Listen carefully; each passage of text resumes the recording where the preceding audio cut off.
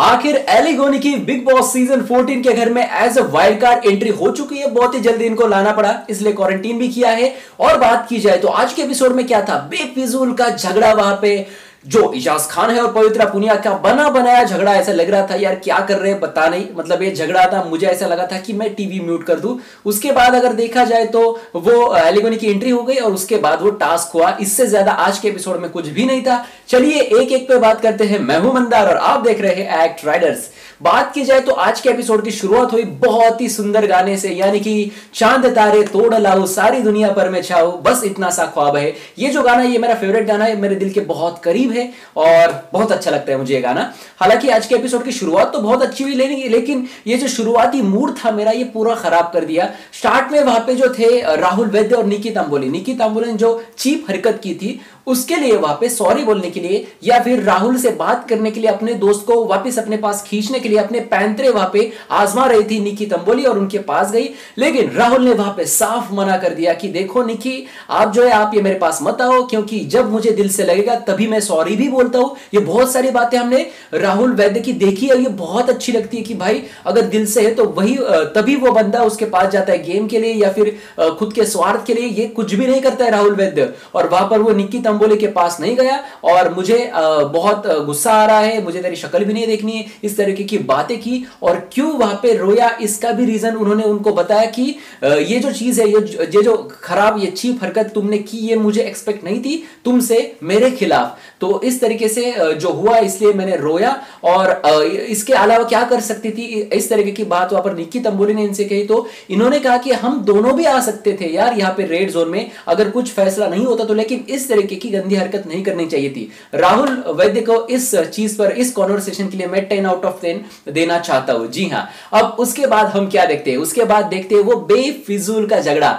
मतलब जो पवित्रा पुनिया है वो तो काम करने में तुली, यानी कि इनको गुस्सा आने के बाद या बहुत सारा काम करती है, शायद इनको गुस्सा दिलाओ यार घर साफ हो जाएगा, पूरा घर साफ करने लगती है। और बहुत सारी वहां पे छोटे छोटे, मतलब अंदर ही अंदर छोटी छोटी चीजें बोल के वो थोड़ा सा प्रोवोक करने की कोशिश करती है इजाज खान को। इजाज खान तो आपको पता है कि इतना सा कुछ होने के बाद भी प्रोवोक होता है। और बिग बॉस के इनकी कैप्टनसी भी देखी हमने, और इनको जैसे सलमान खान ने वहां पे बोला है कि आप यार आपके अंदर जो है वो निकालो, तब से इजाज खान भाई मतलब छोटी छोटी चीजों में भी मतलब बहुत ज्यादा अंदर से निकाल रहे हैं, हद कर रहे हैं इन छोटी बात कही जाए तो यहाँ पे वही चीज होती है।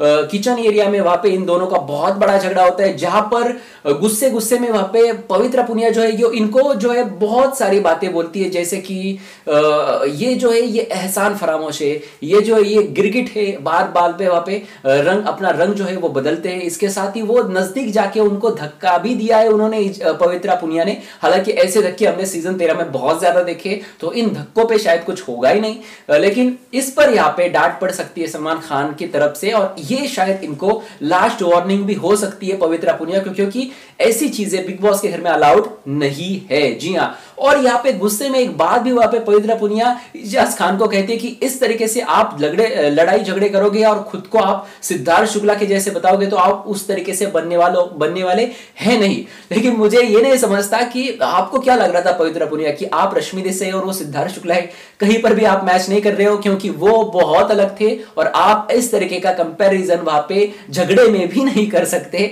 इतना खराब, इतना घटिया वहां पे झगड़ा था आप दोनों का। ऐसे वो चिल्ला रहे थे यार, मेरा कान खराब हो गया। मैंने टीवी का आवाज बहुत वॉल्यूम कम किया था और मैं ये म्यूट कर देता, लेकिन मुझे ना रिव्यू करना होता है, इसलिए मैंने थोड़ा सा वॉल्यूम रखा और देखा कि भाई क्या बोल रहे हैं। अगर कुछ गलत चीज कही तो भाई मैं हमारे ऑडियंस को बता दूंगा, लेकिन सच में मैं आपको बताना चाहता हूं कि मुझे बिल्कुल भी इनका झगड़ा सुनने में कोई इंटरेस्ट नहीं था, सिर्फ फुटेज का झगड़ा था। और जो पवित्रा है, मुझे पता है कि छोटी छोटी बातों में ये जो है ना, ये बहुत ज्यादा वहां पे फुटेज खाती है या झगड़ा करती है, चिल्लाती है, रोती है।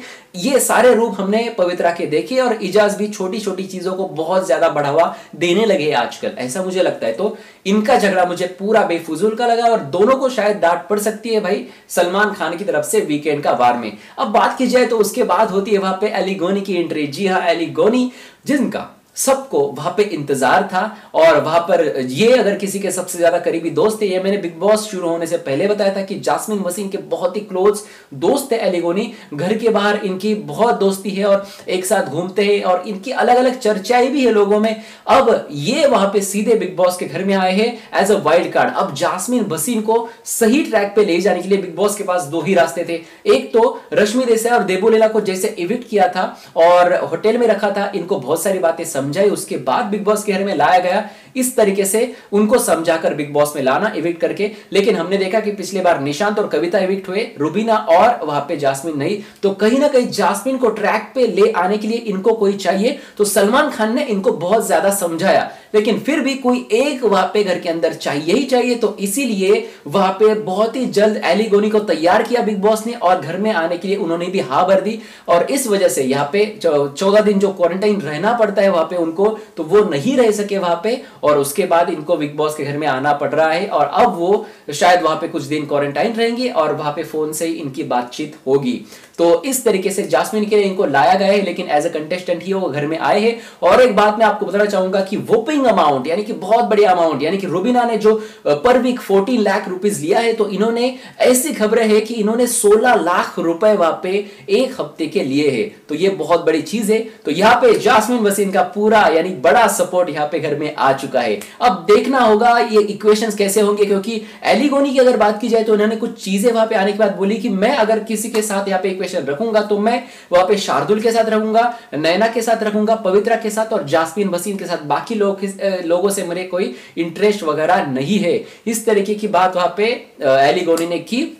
इसके साथ एलिगोनी ने वहां पे पवित्रा और इजाज खान के साथ भी बातचीत की और इजाज खान ने जो उनका झगड़ा था उसके बारे में वहां पे एक्सप्लेनेशन दिया और जास्मिन बहुत ही खुश थी। इसके साथ एलिगोनी की एक और चीज मैं आपको बताना चाहता हूं, जहां पर एलिगोनी को बिल्कुल भी ये पसंद नहीं आया था कि इजाज खान ने पवित्रा को छोड़ के वहां पे जास्मिन वसीम को वहां पे सेव क्यों किया। क्योंकि एलिगोनी का ऐसा कहना था कि अगर मैं उनकी जगह पे होता तो मैं जास्मिन छोड़ के किसी और को सेव नहीं करता। और ये बात उन्होंने जास्मिन को भी बताई, ये बात उन्होंने पवित्रा को बताई। लेकिन वहां पे जो है इजाज खान जब इनसे बात करते हैं तो इनको एक बहुत बड़ी बात इनको पता चलती है। इजाज खान को जब ये रीजन पूछते हैं कि आपने ऐसा भाई क्यों किया, तो इजाज खान वहां पे रीजन बताते हैं कि देखो जास्मिन जो है, जास्मिन को मैंने सेव किया, ठीक है, बहुत सारे लोगों को वहां पे गलत लगेगा, लेकिन मेरा जो ग्रुप था उनमें 4 लोग थे, तो अगर मैं किसी एक को सेव करता तो फिर दूसरे 3 लोगों को वहां पे बुरा लगता और ये मैं नहीं चाहता था। ये था पहला रीजन। दूसरा रीजन ये था कि उन्होंने वहां पे रेड जोन में डाला था, ये तो मैंने आपको बता ही दिया,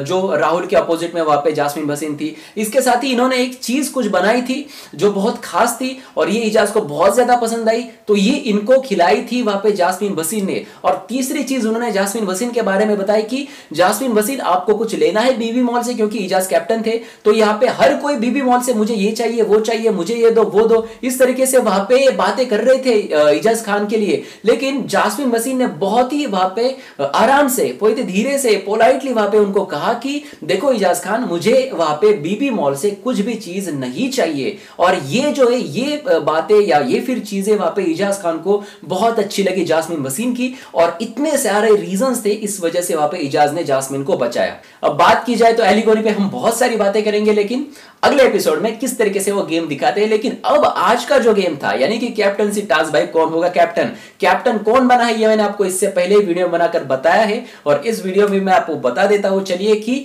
जास्मिन वसीम जो है वो कैप्टन बन चुकी है और बिग बॉस सीजन 14 के अगले कैप्टन जास्मिन वसीम है। जास्मिन और पवित्रा में ये फाइट हुई थी और जास्मिन कैप्टन बन चुकी है। जी हाँ, तो बात करते हैं अब कैप्टनसी टास्क की। कैप्टनसी टास्क की जब शुरुआत होती है तो वहां पे उनको गोल गोल घूमना होता है, वहां पे उनको शेल्स दिए गए हैं। और यहाँ पे ना बहुत अच्छी चीज मुझे दिखी कि इजाज खान वहां पे उनके इंजरी की वजह से नहीं है, तो उनके लिए वहां पे शार्दुल खेल रहे थे और ये चीज कहीं ना कहीं शार्दुल को बहुत ज्यादा वोट्स के लिए वहां पे मदद कर सकती है। शार्दुल को जब हर कोई जाके वहां पे मना रहा था कि देखो शार्दुल, अपने लिए खेलो, आप इजाज के लिए वहां पे खेल रहे हैं लेकिन अपने लिए खेलो और ये टास्क हार जाओ, आप यहाँ पे जो है अपना 100% मत देना। लेकिन यहाँ पे शार्दुल पंडित ने वहां पे सीधे हर किसी को बोल दिया कि देखो भाई, ये टास्क के लिए उन्होंने मुझे चुना है और मैं ये अपने लिए खेल रहा हूं, लेकिन मैं अपना 100% दूंगा उनके लिए, या फिर जहां पर भी मैं कैरेक्टर प्ले कर रहा हूं मैं मेरा 100% दूंगा। और बात की जाए तो जब ये राउंड शुरू होता है तो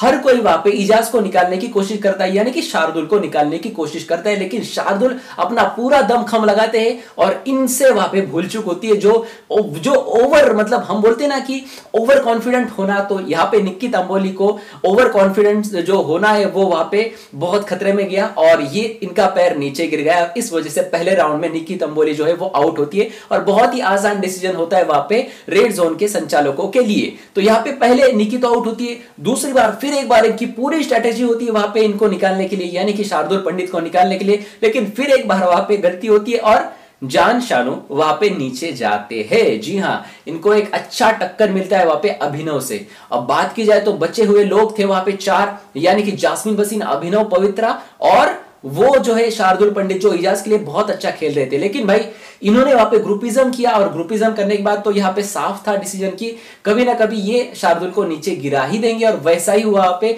लेकिन शार्दुल की ये गेम मुझे बहुत अच्छी लगी, शार्दुल आउट होते और ये भी डिसीजन संचालक के लिए बहुत वहां पे आसान था। तो यहाँ पे 2 लोग आउट होने के बाद वहां पे तीसरा जो आउट होता है वो होता है शार्दुल पंडित, और शार्दुल पंडित ने अपना दमखम दिखाया और 100% गेम में दिया। मैं शार्दुल को वोट करूंगा, इस बार शार्दुल को ही वोट करूंगा क्योंकि उनकी फाइनेंशियल कंडीशन वीक है। जिस तरीके से बिग बॉस ने जान के लिए नेपोटिज्म करके इतनी बार उनको सेव किया है, भाई ऐसे लोगों क्यों नहीं सेव करते और उनको मदद करने की जरूरत है, इनको उनकी असल जिंदगी में जरूरत है। आप एक बकरा ढूंढते हो कि जिसे हमें निकालने में आसानी होगी, इस तरीके से बकरा ढूंढकर आप नॉमिनेशन में डालते हो और जान जैसे लोगों को आप ऐसे सेव कर देते हो। भाई मतलब बिग बॉस हद है ना भाई नेपोटिज्म की।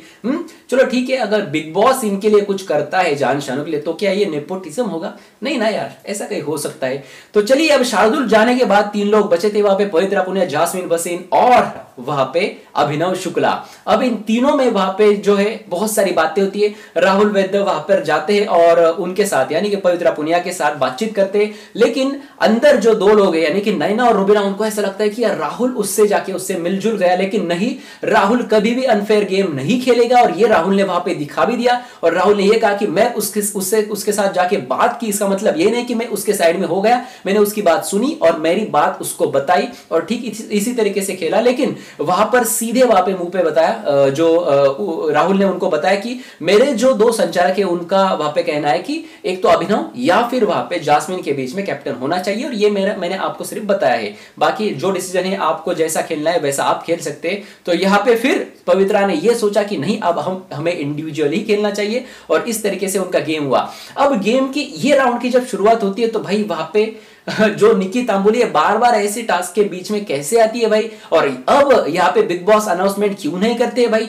ये तो मुझे पता नहीं चलता। लेकिन नैना जब कुछ कर रही थी वहां पे बैग वाले टास्क में, ये बार बार मैं निकालूंगा क्योंकि बिग बॉस ने इस वजह से वहां पे इस तरीके से अगर कुछ गेम हुआ तो इसके लिए अनाउंसमेंट करनी चाहिए। लेकिन ठीक है, चलो बिग बॉस ने ये जो डिसीजन है ये संचालक पे थोप दिया। लेकिन अगर बात की जाए तो पहली बार जब आउट हुए थे अभिनव शुक्ला, तो इसमें निक्की तंबोली की कोई गलती नहीं थी। जो वहां पे धक्का दिया था पवित्रा पुनिया ने, इससे वो नीचे गए थे, जैसे कि उन्होंने जान को धक्का दिया था अभिनव ने, ठीक इसी तरीके से जो पवित्रा पुनिया है इन्होंने अभिनव शुक्ला को धक्का दिया और नीचे गिर गए थे। लेकिन यार जैसे अंपायर का डिसीजन आखिरी होता है वैसे संचालक का डिसीजन आखिरी होता है। रुबीना ने कहा कि वहां पे जो है वो आउट नहीं होंगे तो नहीं होंगे और बिग बॉस को उनका डिसीजन वहां पे बता दिया। लेकिन जान शानू भाई इतना गुस्सा क्यों कर रहे थे वहां पे रुबीना दिलाइक पे, क्योंकि रुबीना दिलाइक कहीं ना कहीं सीनियर वहां पे है इंडस्ट्री की, और वो अगर वहां पे इतनी चिल्ला रही है तो भाई आप थोड़ा सा मैच्योर बनो, आप उसके पीछे के इमोशन समझो। उनका हस्बैंड है और वो नहीं चाहेगी कि उनके हस्बैंड आउट हो जाए और कोई वहां पे डिस्ट्रैक्ट करेगा तो भाई वो अपना पॉइंट वहां पे प्रूव करेगी। इस तरीके के है वहां पे रुबीना, और ये हमने पहले दिन से ही देखा है कि वो अपने हस्बैंड के लिए कितने पॉजिटिव है और कितनी चीजें वो उनके लिए करती है। तो यहाँ पे सीधा वहां पे दूसरा राउंड शुरू हो गया और फिर एक बार वहां पे अभिनव इसमें हार गए।